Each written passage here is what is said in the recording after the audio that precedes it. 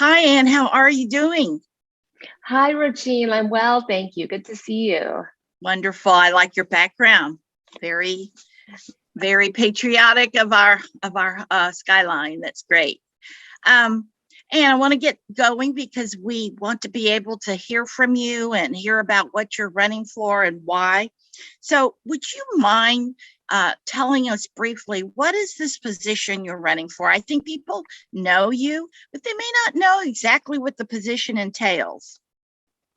I'm running for re-election to the Houston ISD School Board. That's position 7. So there are 9 single-member districts in Houston. I represent District 7, which is north of 59, centered in the Galleria area. It goes east through River Oaks and Montrose, goes up north through Rice Military to grab Lazy Brook and Timber Grove west of the Heights, and then goes west to include Briar Grove, Briar Meadow, and a little bit of Gulfton. Oh, wow. That's a very busy and big area. That's great. They also may not have known, I know this is a re-election, so you've been in office for a while, but they may not know you personally and your background. Give us a little bit of information about your background and what experience you've had for this position. Yes, I grew up here in Houston, attended HISD schools, Askew Elementary, then T.H. Rogers, then Bel Air High School.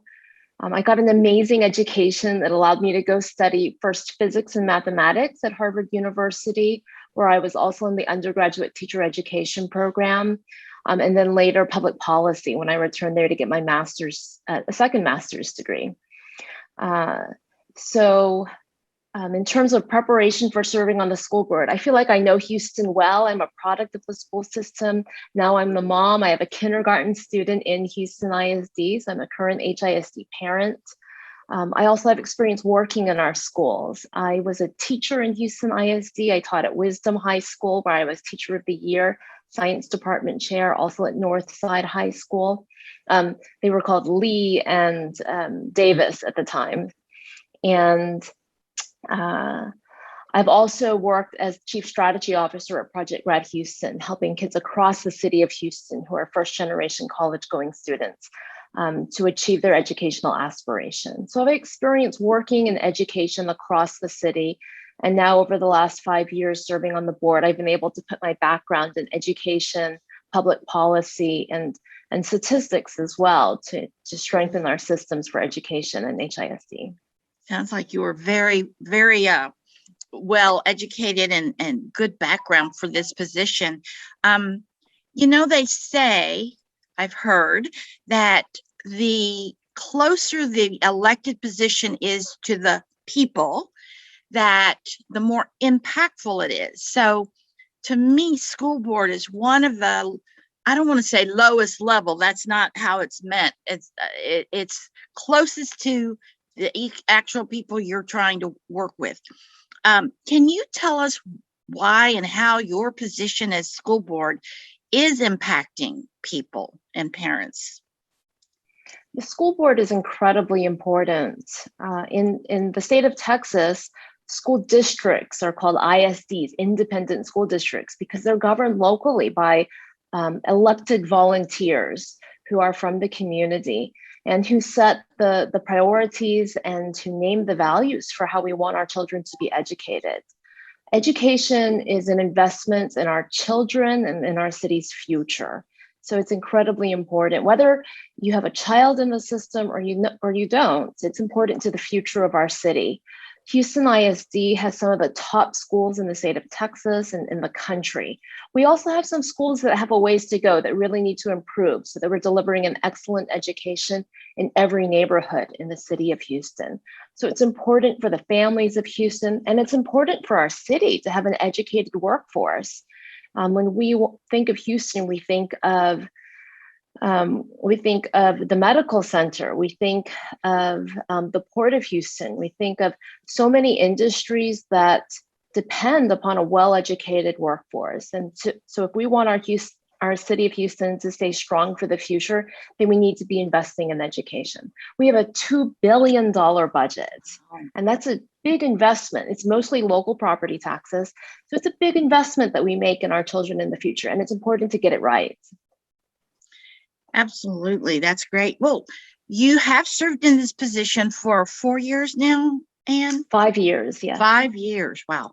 I know you had you were filling a vacancy when you first got in. Okay. Correct. And then a I was full elected in 4-year a special term. election. So Correct. this will be your second term. Is there a limitation to the number of years you can serve as a school board trustee? There isn't. There Okay. isn't. The trustees on the board are relatively new to service. So everybody running is only running for the second term. There's nobody who's served longer than that. Okay. Well, in your 5 years that you've served on the board, what would you say has been the greatest improvement in HISD? I'd point to two things. So first, academically, I would point to growth in our college and career readiness. And I put those two things together because I think in Houston ISD, we've swung the pendulum different ways. For a while, we were very focused on college readiness with the idea that every child would go to a 4-year university. Yeah. And while I think that we absolutely want to prepare every student to go to a 4-year university, if that is their goal, we also need to be preparing students for the option of pursuing a career right out of high school or going to get technical education, an associate's degree or a certification. And my first year on the board in 2017, I led the board in developing goals, academic goals that we wanted to hold our superintendent accountable for. And one of them was college and career readiness. And as a result of that goal setting and making that a priority over these 5 years, we've grown the number of students passing AP exams and IB exams. Those are exams that allow students to earn college credits while they're still in high school by 10%. That's building on prior work in 4-year college readiness. Mm-hmm. But on the career and technical side, we've increased the number of students earning industry-based certifications by 300%. That's tremendous growth in our programs. Students getting certifications as electricians and in welding, Microsoft certification, Office and Suite certifications as well. Really practical tools that they can put to work as a student out of high school, or even if they're working their way through college. It's so much better to be earning your way through college at $30 an hour than at $10 an hour. So that's one area. More on the business side of the district, I would point to improvements in how we use audits. When I first came here, we had a vacancy in our chief audit position. So we hired our chief audit executive, helped oversee the rebuilding of that department. And now the Institute of Internal Auditors has given HISD its highest rating. So we've gone from a department that was almost defunct to one that's really working well to give us information, checks and balances in the district that allow us to improve our budget, to make it more efficient, and to allow us to be continually improving as an organization. Wow, that was, 5 years is a long time, but that is major accomplishments. Congratulations. And I'm for one that has always felt that we shouldn't just push our young people to college, because that's not always what is right for everybody. And I think I would pay more for a good plumber or auto mechanic than maybe a college graduate. So I'm glad that HISD has broadened its sort of, goals and have a place for all of our kids. That's really important. So what's left, Anne? What would you like to accomplish if elected this time? Well, let me highlight two things here as well. So the first, I would say, is rebuilding our schools. So we've completed over the last 5 years our 2012 bond, which focused on high schools. And we have some of the most modern high schools in the country, really beautiful. But we need to do the same for our elementary and middle schools. And so running a bond. I don't think we need to raise taxes. I think we can do it without that. But rebuilding our elementary and middle schools in Houston ISD so that those are also modern, like our high schools are. And the second area is expanding early childhood education. So the board we re-upped last year. I mentioned the goals that we set in 2017 and 2020, we renewed our goals. College and career readiness is still there. Special education is there. A new one is early childhood education. We really want to grow programs for pre-K and kindergarten because those programs are so important in helping our kids succeed academically and socially. So President Biden is trying to push through a Build Back Better, or his social bill plan that does have universal pre-K in it. Will this impact your goal to have more pre-K and early childhood? Will this help it? Yes, so absolutely. The Build Back Better plan has kind of a diverse model for making sure that there is funding and support for early childhood education and for childcare for parents of young children. So that 0 to 5 space.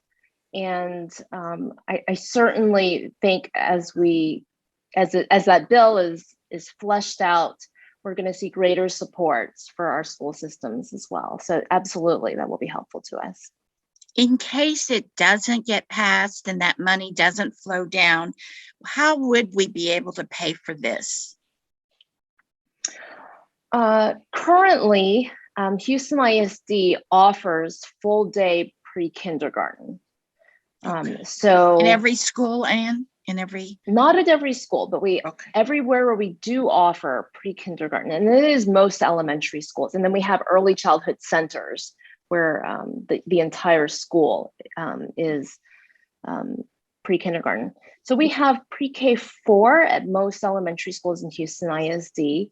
I'd like to see us expand our pre-K 3 as well, and to really work on improving the quality of those programs. So a goal that we've set is increasing the number of teachers, the number of adults in those classrooms. So we can bring down the ratio, the child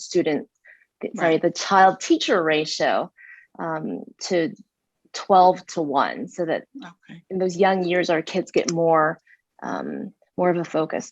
So we currently pay for that out of, we've allocated dollars for that out of Title I funds, out of just our general educational allocation. House Bill 3, which was passed in 2019, provided additional dollars for early childhood education. But even ahead of that, HISD has been offering full day pre-K, where our neighboring districts often only did half day pre-K. So HISD has been a leader in recognizing that full day pre-K is important for the children. It's important for the parents too, who are trying to figure out how to work while they're also delivering a strong educational foundation for their children. And so we'll continue to pay for it out of these dollars. Yeah. Okay, so we've been able to cover it through our budget as is. Do we charge a fee to parents at all? Kindergarten is free to all parents in the state of Texas. For pre-K, we do charge a fee. It's pretty affordable compared to other private providers in the city of Houston. For families below a certain income level, pre-K is free. But for parents who want tuition-based pre-K, they have to pay. And so I think where Biden's bill would help is it would help to make it free for more families. Okay, that's good. Well, money's always an issue, but that's great that HISD has been covering, and full day especially, because even half day, it doesn't help sometimes working parents. Makes it hard.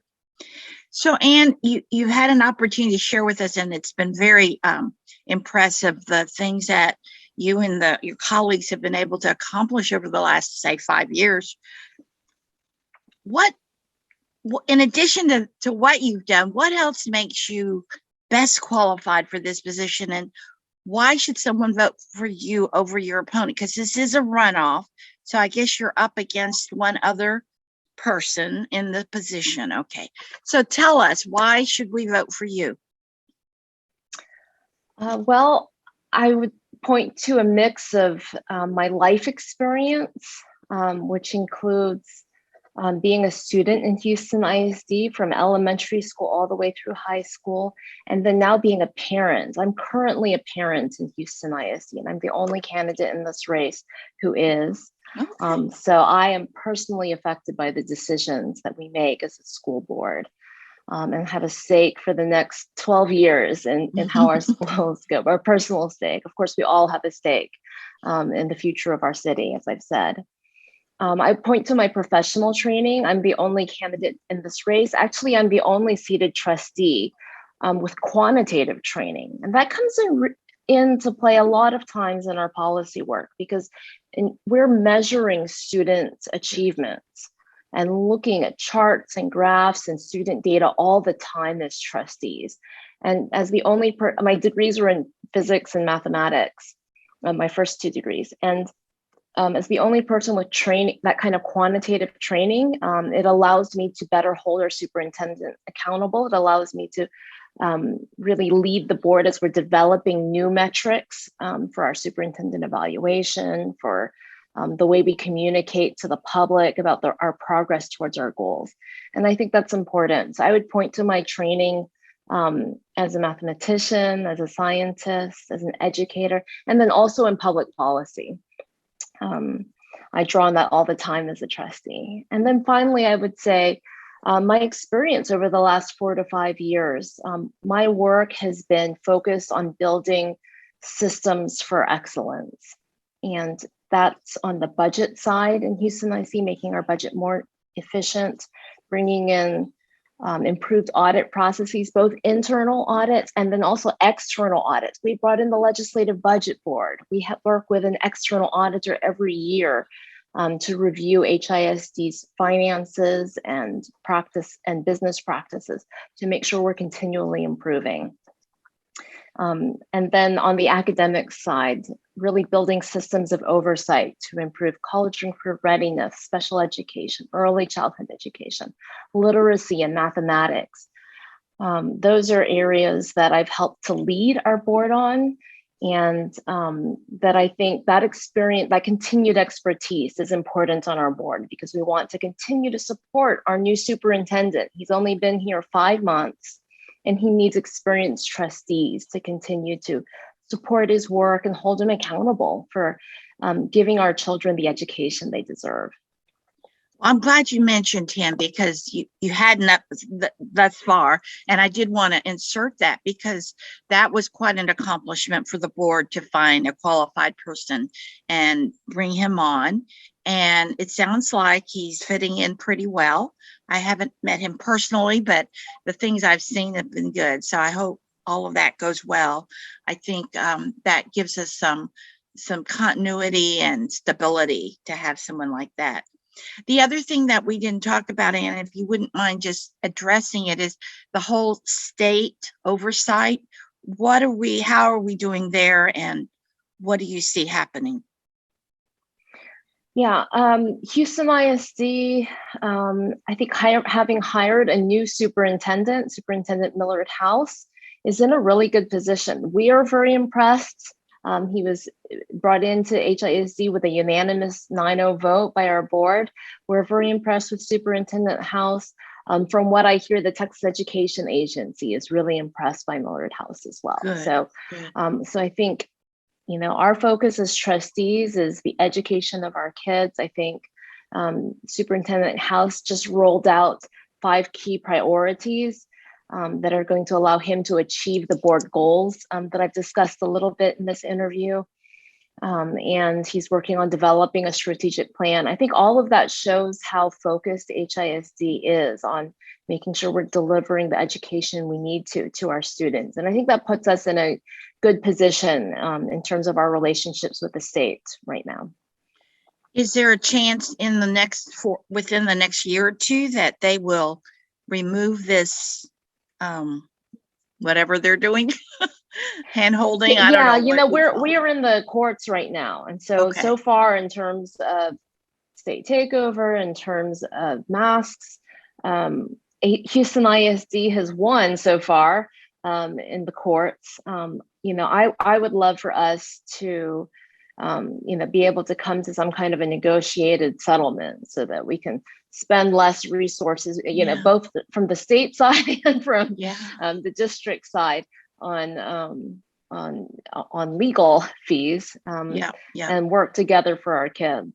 Well, That's what I've told, you know, Commissioner Marath every time I've seen him. You know, how can we be more collaborative and focused on our kids? And that's where I hope we get to. well, hopefully the pieces are in place that they are looking at that will give them confidence that our school district is on its way and they'll cut this thing loose, because I know it's an albatross on our necks to have that weighing down on us. Like you say, you can concentrate on so many other things. And there's one other thing I wanted to bring up. You know, I watch a lot of news and I see other school districts in Texas as well as, you know, in the country. And they seem to have a lot of disruption and division and all that. And I'm glad to see we don't seem to experience that. Can you talk a little bit about that? Are you referring, school board meetings have been in the School board news meetings have been, recently? Yes, yeah, with, yeah. you know, the public, sometimes, um, we've had in Houston ISD over the last few months, we've reopened our school board meetings to the public, just as we've reopened our schools for successfully for students to come in person this fall. Yeah. And we have had speakers come to speak to us in favor of what HISD is doing. I've supported our superintendent in his decision to require masking as schools open this fall with the big spike of the Delta variant in the Houston area. I think that was the right call in order to keep our kids safe and not have to shut down schools because of outbreaks, which we've seen in some other districts in Texas. And people have come to speak to us in favor of that decision. People have come to oppose that decision. I think so far our meetings have been relatively calm and respectful. You know, we have had a long history in Houston ISD of allowing public comment, and we just encourage everybody to come and do so respectfully. And we listen to, you know, the experiences and the perspectives that each individual brings, whether it's in favor or opposed. So far that's worked for us. Well, I cross my fingers it continues, because I know it's easy for that to kind of happen if the audience or parents or whoever comes to speak doesn't have confidence or doesn't feel like they have the opportunity to speak up. And that may be the secret, is they feel that they can speak up, even though it may be on a different opinion or something, and that's healthy. So that's great. And is there anything else you'd like to add before we bring this to a close? Anything you want to share with our I would listeners? just like to emphasize, as you've mentioned, Rogene, how important it is. Our school systems are our investment in the future of our city. And every registered voter can vote in this election. Sometimes people think, oh, if I'm not a parent in Houston ISD, or if my kids have grown up, then I can't vote in a school board election. That's not the case. Anyone who's registered to vote in Harris County can vote.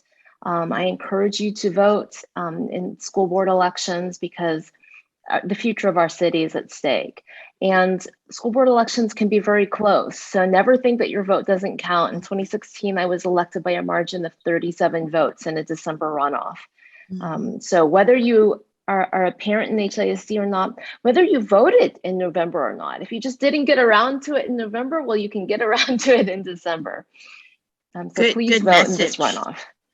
And I just want to remind the audience that the runoff, the early vote, which we usually have a week or so of early vote, does start on Monday, November 30th, the Monday after Thanksgiving. 29th, yeah. Yes, the 29th. Sorry, thank you. The 29th of November from 7 a.m. to 7 p.m. And then I believe on Sunday, that's from Monday through Saturday, December the 4th. And then on Sunday, it's a little bit shorter hours, noon to 7 p.m. And then it opens again on Monday the 6th and Tuesday the 7th from 7 to 7. So we've got a good, 5, 6, 7, 8, 9 or 10 days of early vote. Then the re-election or the runoff is on the 10th. Is that right, Ann? Just the 11th, Saturday, 11th. December 11th. That's a Saturday. Mm-hmm. Yeah, Saturday. Just to keep up with these different dates is a challenge. Well, we wish you all the luck in the world. You've done such a great service for all of us. Even though I don't live in your district, I benefit, all of us benefit from the good work that you and the other school board members do. So keep it up, and best of luck to you in the runoff. Thank you so much, Rogene. And the polling locations you can find at harrisvotes.com. That's right. harrisvotes.com. Easy to remember. Okay, well, thank you all.